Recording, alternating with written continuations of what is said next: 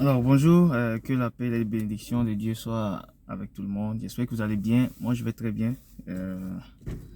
Aujourd'hui j'ai pas eu le temps de vite faire ma vidéo. La vidéo précédente, je parlais de visa étudiant et je parlais de trois phases. La première phase, avant de faire la demande, renseignez-vous quelle admission vous voulez, qu'est-ce qui marche le plus, là où il y a plus de demandes. Et après la demande, ça c'est les suivis. Parce que si vous faites les demandes et ça prend beaucoup de temps avant que ça ne vienne, avant qu'on ne vous réponde, c'est très important de faire les suivis parce que vous êtes nombreux à faire les demandes. Donc il se peut qu'ils oublient aussi. Donc n'oubliez pas que ce sont des humains aussi. Et la troisième phase, je vais vous parler aujourd'hui de la troisième phase qui est le fait, après les résultats en fait. Après les résultats. Et moi, je vous dirais, les résultats, il n'y a pas 3, il n'y a pas 4, il n'y a pas 5 résultats. Il y a 2 résultats. Honnêtement, il n'y a pas un seul résultat. Il n'y a pas 3 résultats, c'est 2 résultats. C'est soit on vous donne le visa, soit on ne vous accorde pas le visa. Et donc, j'appelle ça du positif et du négatif. Fait que, moi, je vous dirais de ne pas trop miser là-dessus. Ne mettez pas tous vos espoirs. Ne mettez pas tous vos espoirs là-dessus. Parce que si vous mettez tous vos espoirs là-dessus et ça marche, tant mieux. Oubliez pas que quand vous regardez, il faut être réaliste en fait. C'est vrai qu'il faut se donner de l'espoir. Ouais, je crois, ça va marcher. Mais au même moment, faut pas oublier que le réalisme, ça existe. Honnêtement, c'est très important de ne pas trop miser là-dessus. Faut pas trop miser là-dessus parce que si ça ne marche pas, tous vos espoirs seront, vous allez être déçus, vous allez vous décourager, vous n'aurez même plus le goût, vous n'aurez plus le goût d'entreprendre autre chose en fait. Donc, ce qui n'est pas bien. Ce qui n'est pas bien parce que avoir le visa canadien, c'est pas la fin du monde. Ne pas avoir le visa canadien non plus, c'est pas la fin du monde. Honnêtement, là, c'est pas la fin du monde. Si vous avez le visa aujourd'hui, le monde ne va pas arrêter de tourner. Ou bien les business ne vont pas s'arrêter. Si vous n'avez pas non plus, les business ne vont pas s'arrêter. Le monde va continuer de tourner. Donc, au fond, tout le monde s'en fout. Donc, soyez serein, c'est vrai qu'il faut être positif, mais faut pas oublier le réalisme aussi. Donc, moi, je dirais, dans le cas où c'est négatif, honnêtement, vous pouvez toujours refaire la demande. C'est pas la fin du monde. Il y a les gens, moi je connais les gens, je vous jure, je connais les gens. J'ai même un ami, un frère à moi. Il a fait la première fois, on ne lui a pas donné. La deuxième fois, ça a marché. Il y en a aussi, première, deuxième, troisième fois, ça ne marche pas. Et quatrième fois, ça a marché. Il y en a, ils ont fait plusieurs fois avant que ça ne marche. Il y en a, ils ont fait plusieurs fois avant que ça ne marche. Donc c'est très important. Si vous avez le courage, vous avez les sous pour reprendre, reprenez. Reprenez. C'est pas la fin du monde. Moi, je vous dis, il y a même les gens avec qui nous sommes ici, qui vous aident à faire vos visas, qui aident les gens, bon, qui font les visas aux gens. À eux-mêmes, ils n'arrivent pas à faire à eux-mêmes. Mais ils font voyager beaucoup de personnes. Ils font le visa, ils obtiennent le visa pour beaucoup de personnes. Mais eux-mêmes, ils font la demande pour eux-mêmes, ça ne marche pas. Il y en a, ils ont fait beaucoup, ils ont fait venir beaucoup de personnes. J'ai même un frère là, il y a un ami à moi là, on s'est connu au Togo, il vient d'arriver, ça ne fait pas longtemps. Il a fait venir beaucoup de personnes. Et honnêtement, quand je dis un ami, on s'est connu l'année où moi j'ai fait ma demande. On s'est connu l'année où j'ai fait ma demande. Et c'était en 2013, je ne vous mens pas. C'était en 2013. Et depuis 2013, il ne peut pas compter le nombre de personnes qu'il a fait venir. Pourtant, lui-même, il était en train de faire, ça ne marche pas. Depuis 2013. Il est arrivé en 2022, l'année passée là. Je dis l'année passée, c'est parce qu'on est en janvier. Sinon, ça ne fait pas encore 6 mois. Je pense qu'il est là. Donc, c'est une question de chance en fait. C'est une question de chance. Il n'y a pas une question, il y a pas une affaire de c'est moi qui sais faire, c'est moi qui ne sais pas faire. Non. C'est pourquoi moi, ceux qui me contactent, vous n'êtes pas sans savoir que c'est ce que je vous dis en première position. Dès que vous me contactez, moi je vous dis, au fait, il n'y a pas de garantie. C'est une loterie en fait. Chacun joue. Si je gagne, je gagne. Si je mise 10 000 et je gagne 1 million, je gagne. Si je ne gagne pas, c'est que j'aurais perdu mes 10 000. Donc, soyez sûr que c'est une loterie en fait. Donc, soit vous gagnez, soit vous perdez. Et n'oubliez pas de mettre les prières là-dessus. Donc, c'est ça. Fait que là, ça c'est si le résultat est négatif. Donc, prenez le courage et recommencez si vous avez le temps. Recommencez si vous voulez, si vous avez le temps, si vous avez l'argent, recommencez. Mais dans le cas où ça marche, ben, tant mieux, Dieu merci. Et là, il faut commencer à se préparer à venir ici. N'oubliez pas que quand vous allez arriver, bon, prenez les informations. C'est pas comme avant. Nous, avant, quand on était arrivé ici, il y avait, c'est vrai, il y a toujours beaucoup d'agences, mais il y avait moins de personnes. Donc, il y a beaucoup de travail. Honnêtement, les jobs là, il y en avait en masse. Fait que des fois, il y a des agences qui nous appellent, il y a des gens qui nous appellent, il y a du travail ici. Des fois, on fait ce que les coups de collier appellent courir même. Nous, on se dit, écoutez, je vais aller travailler ici aujourd'hui, je vais pas aller travailler ici. Tu choisis. Mais aujourd'hui, c'est un peu dur. On a des frères qui sont là, ça fait 3 mois, 6 mois à la maison, ils n'ont pas encore de travail. Donc, prenez les informations.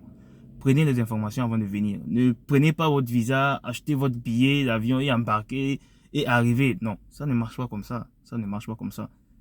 Et c'est des milliers de kilomètres que vous allez quitter pour venir. Donc, prenez les informations pour ne pas être déçu, en fait. C'est très important. Donc, quand vous allez être en train de vous préparer, préparez-vous psychologiquement, honnêtement. Mettez-vous en tête que ça sera dur. La température, c'est pas ce qu'on a chez nous en Afrique. Donc, mettez ça déjà en tête. Vous comprenez? Mettez ça déjà en tête. Donc, préparez-vous au pire, en fait. Si vous venez, je le dis toujours, si vous venez et que c'est pas difficile, c'est bon. Là, au moins, vous gagnez 2 fois. Ça veut dire que je me suis préparé au pire, mais quand je suis arrivé, c'est pas le pire. C'est bon. Mais, si vous ne vous y préparez pas et vous venez et que c'est le pire, vous faites comment? C'est pas bien. Donc, préparez-vous. La température, d'abord, ça, c'est un. Maintenant, le travail. Vous n'allez pas venir ici et trouver du travail en même temps. Ça demande des recherches. Il y en a, ils ont la chance, ils viennent, ça ne fait même pas encore une semaine, ils trouvent du travail. Dieu merci. Il y en a, ils font 3 mois, 6 mois à la maison. Je vous dis, je ne vous mens pas. Donc, il y a la pénurie, il y a la pénurie de main-d'œuvre. Mais au même moment, il y a des gens qui cherchent du travail et ne trouvent pas. Donc, ne vous laissez pas mentir par les réseaux sociaux, ce qui se passe sur les réseaux sociaux. Ça reste sur les réseaux sociaux. C'est des mythes, c'est des mensonges en fait. C'est des mensonges. La réalité est là. La réalité, ceux qui sont là, la vivent. Je ne sais pas si vous comprenez. Ceux qui sont là vivent la réalité. Donc, ne regardez pas ce qui se passe sur les TikTok, les réseaux sociaux, non. Posez des questions à ceux qui sont là, ici. Posez des questions. Je ne sais pas si vous comprenez. Parce qu'il ne faut pas faire quelque chose que vous allez regretter après. Donc, ça aussi, j'ai parlé du travail. Maintenant, du logement aussi. Le logement, c'est un autre fléau. C'est cher maintenant. Non seulement c'est cher, c'est rare en fait. Donc, je ne sais pas si vous comprenez. Donc, préparez-vous les gars. Préparez-vous. Mais cherchez un peu d'argent dans votre poche. Comme ça, quand vous venez, regardez, vous allez survivre un moment avant de trouver du travail. Si vous venez vous trouver du travail le lendemain, tant mieux. Là, l'argent que vous allez mettre en poche, vous le gardez en poche en même temps. Vous le gardez en poche. Ça devient une économie. Mais si vous venez et que c'est pas ce que vous pensez, là, l'argent là va vous aider le temps de trouver où vous loger ou bien le temps de trouver où commencer par travailler. Donc, c'est très important de prendre les informations, les gars. Et bon, par rapport aux commentaires, j'ai pas fait de vidéo le mercredi passé parce qu'il n'y avait pas beaucoup de questions, il y avait pas de questions. Donc, et j'étais occupé aussi. Désolé, on avait un décès là qui nous a fait mal. Donc, on a perdu une petite sœur et on prie en même temps aussi à ceux qui sont partis. Que la terre leur soit légère, que Dieu leur pardonne. Nous aussi, on est des, on commet des péchés, hein, que Dieu nous pardonne tous. Donc, c'était une parenthèse. Donc, prenez les informations avant de venir, les gars. Prenez les informations. Les informations, c'est très important de prendre les informations, de savoir où vous allez. Et par rapport aux agents d'immigration aussi, quand vous arrivez, il y en a, ils ne font même pas 2 minutes avec l'agent d'immigration. On vous octroie votre permis d'études et vous rentrez. Mais il y en a, c'est des tas de questions. Si vous tombez sur une personne qui n'est pas bien réveillée ou bien une personne qui est curieuse, qui pose des questions, moi je vous dis, ils peuvent vous poser même une question de 4 manières différentes, sincèrement. Donc, il peut vous poser des questions par rapport à l'argent. Est-ce que vous tenez de l'argent sur vous? Est-ce que vos frais de scolarité, comment vous allez les payer? Sachez quoi répondre. Ben, écoutez, c'est mes parents qui me prennent en charge. Ben, ils vont se charger. Il y en a même, ils vont vous demander si vous avez payé une partie des scolarités, des frais de scolarité avant d'arriver. Ça, c'est entre vous et celui qui vous a fait la demande. C'est vous qui savez ce que vous avez mis dans vos dossiers. Donc, prenez les informations. Quelle admission j'ai eu? Avec quelle admission je suis venu? Vous ne pouvez pas avoir une admission en administration et l'agent d'immigration vous demande qu'est-ce que vous êtes venu faire. Ben, moi, je suis venu faire la mécanique. Non, tu n'es pas venu avec une admission de mécanique. Je sais pas si vous comprenez. Donc, c'est très important. Et aussi, ceux qui font des admissions dans les universités, dans des cégeps, pour ensuite venir faire comment on appelle ça, les diplômes professionnels.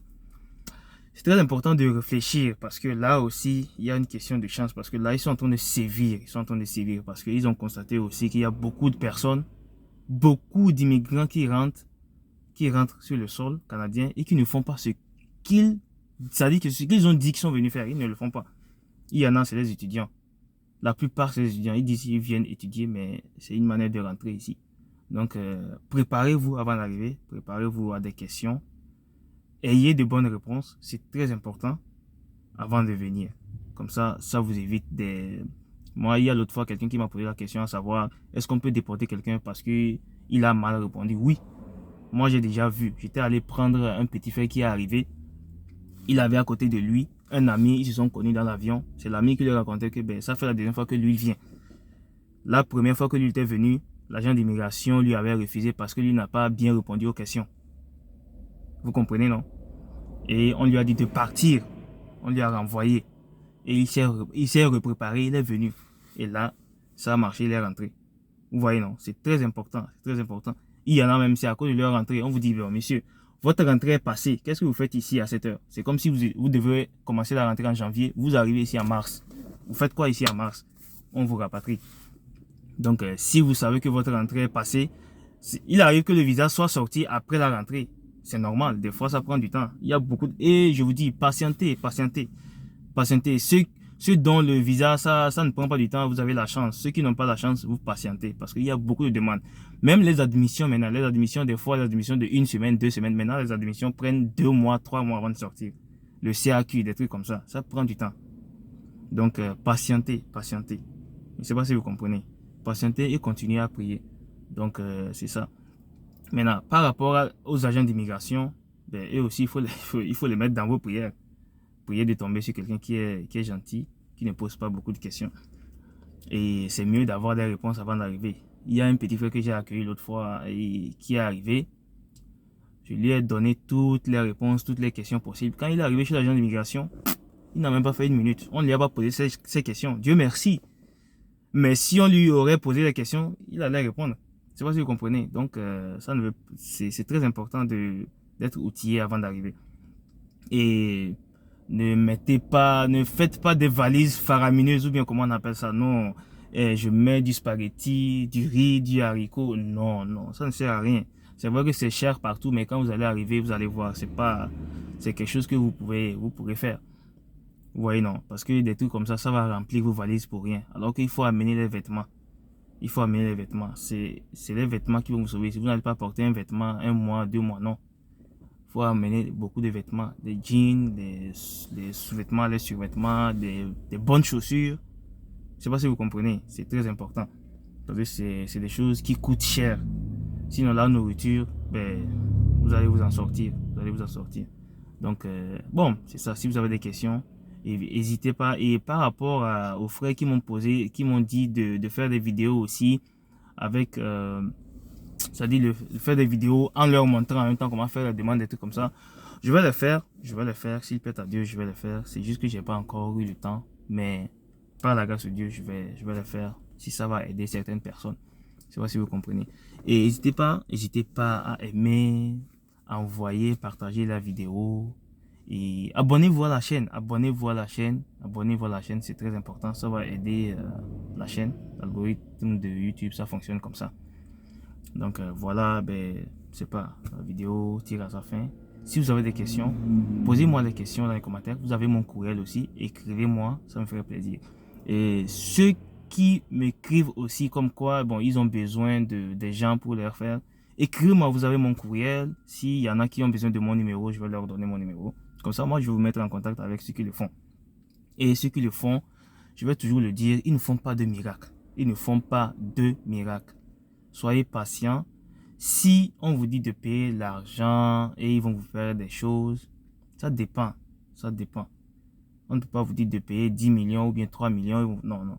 D'habitude, ils demandent un peu et ils vont aller faire avec leur argent, ils vont compléter. Mais si ça marche, ben, vous payez votre argent, vous avez votre visa, vous partez. Mais mettez en tête que c'est pas garanti. C'est pas garanti. Ceux qui disent que, ok, il y a des gens, ils m'appellent, ils me disent, ben, je veux un gars sûr ou bien je veux une agence sûre. Non. Parce que nous, les Africains, je sais ce qu'on appelle sûr. Quand quelqu'un te dit sûr, là, la plupart, c'est que, ok, quelqu'un qui va me garantir le visa. Non. Il y a pas, le papa de quelqu'un ne travaille pas à l'immigration pour vous garantir le visa. Non. On ne peut pas vous garantir le visa. C'est une question de chance. Je ne sais pas si vous comprenez. C'est pas garanti. Est-ce que vous comprenez? Donc, c'est très important de mettre ça en tête. Et bon, voilà la vidéo d'aujourd'hui. Et j'espère que vous allez bien vous porter, passer de très bons week-ends. Et prenez très bien soin de vous. Et salut, bye bye.